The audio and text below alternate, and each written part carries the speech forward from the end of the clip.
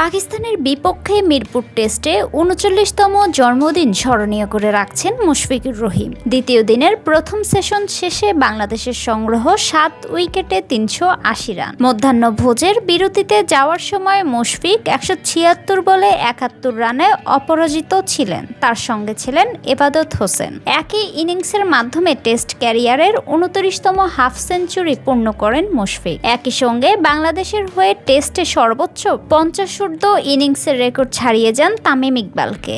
ম্যাচের আগে দুজনেরই ছিল ৪১টি করে ৫০ ইনিংস। এখন মুশফিক এককভাবে শীর্ষে উঠে গেলেন।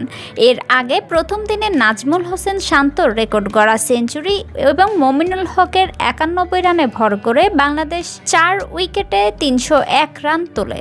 দ্বিতীয় দিনের শুরুতে লিটন দাস দারুণ কিছু শট খেললেও ৩৩ রান করে আউট হন। পরে মেহেদী হাসান মিরাজ ১০ ও তাইজুল ইসলাম ১৭ রান করে ফেরেন। পাকিস্তানের হয়ে সবচেয়ে বড় বোলার মোহাম্মদ আব্বাস তিনি নেন ৪ উইকেট। এখন সবার অপেক্ষা জন্মদিনে মুশফিক সেঞ্চুরি করতে পারেন কিনা।